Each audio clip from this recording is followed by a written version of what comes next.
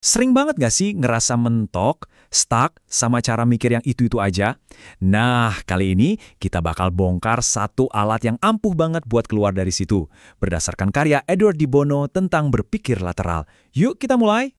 Kita semua pasti pernah kan, lagi ada tantangan, rasanya kayak nabrak tembok. Solusinya tuh kayak nggak kelihatan sama sekali. Dan coba tebak, naluri pertama kita apa? Pasti nyoba lebih keras lagi. Pakai cara yang persis sama yang jelas-jelas udah bikin kita buntu.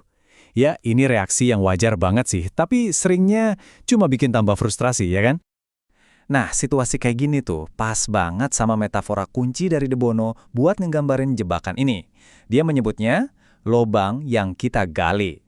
Kutipan dari De Bono ini tuh kena banget. Kalau kamu lagi gali di lubang yang salah, ya gali terus lebih dalam juga percuma, nggak bakal ngebantu, malah makin kejeblos. Nah inilah alasannya kenapa kita butuh pendekatan yang benar-benar baru. Gini loh cara kerja otak kita. Otak itu ibarat mesin pembuat pola yang super canggih. Secara otomatis, dia bakal nyusun semua informasi jadi konsep-konsep yang kita kenal, biar kita bisa paham dunia ini dengan cepat. Tapi, ada tapinya nih. Saking efisiennya, sekali satu pola udah kebentuk, pikiran kita jadi cenderung lewat situ terus-terusan. Kayak bikin jalan tol di otak. Nah ini yang nyiptain ide dominan, yang bisa bikin kita buta sama alternatif lain. Kita jadi jago banget lewat satu jalan. Sampai-sampai kita nggak sadar kalau sebenarnya ada banyak jalan lain. Jadi, gimana dong cara kita keluar dari jebakan ini? Nah, De Bono ngenalin dua mode berpikir, vertikal dan lateral. Yuk kita bedah perbedaannya. Oke, pertama ada berpikir vertikal. Ini cara mikir kita sehari-hari. Logis, selangkah demi selangkah, analitis. Intinya kita ngebangun ide di atas apa yang udah kita tahu, mastiin tiap langkah itu benar sebelum lanjut. Ya, balik lagi ke metafora tadi, ini tuh proses menggali lubang kita sekarang, tapi lebih dalam dan lebih rapi. Terus, ada berpikir lateral. Wah, ini beda banget. Ini bukan soal ngikutin urutan yang logis, tapi soal bikin lompatan. Sifatnya itu provokatif, mancing ide. Tujuannya bukan buat jadi benar di tiap langkah, tapi buat ngelahirin ide dan pendekatan baru. Ini tuh semacam skill buat sengaja berhenti gali lubangnya sekarang dan coba mulai gali di tempat lain. Biar lebih kebayang, kita sandingin langsung ya. Berpikir vertikal itu analitis, buat ngembangin ide yang udah ada. Sementara berpikir lateral itu generatif, buat mancing ide-ide yang baru. Penting banget buat diingat, gak ada yang lebih baik dari yang lain ya. Ini dua alat yang fungsinya beda. Kamu butuh berpikir lateral buat nemuin idenya, dan berpikir vertikal buat ngembangin ide itu. Oke deh, cukup teorinya. Sekarang kita coba langsung gimana cara kerja berpikir lateral. Pakai satu teka-teki visual klasik. Siap? Ini tantangannya. Kita punya bentuk L yang simple ini. Tujuannya adalah memotongnya jadi hanya dua bagian.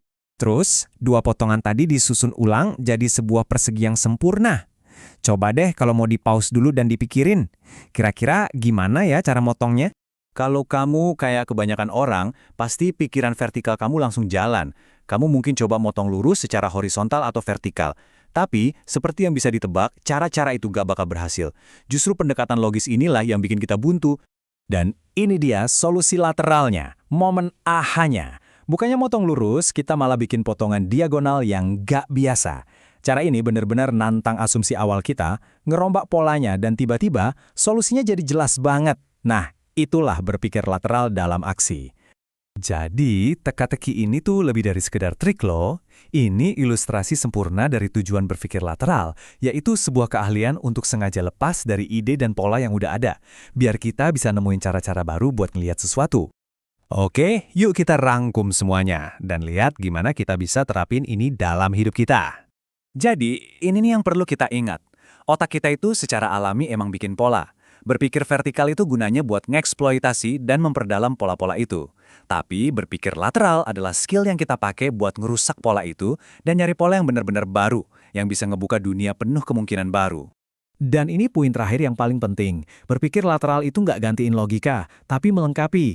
Anggap aja gini, pakai berpikir lateral buat nebar sebanyak mungkin benih ide. Nah, setelah itu baru pakai berpikir vertikal buat numbuhin benih yang paling menjanjikan.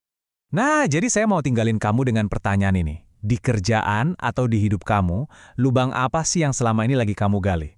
Dan sekarang, setelah kamu tahu ini, kira-kira di mana kamu bakal coba gali lubang yang baru? Makasih banyak udah nyimak pembahasan kita kali ini.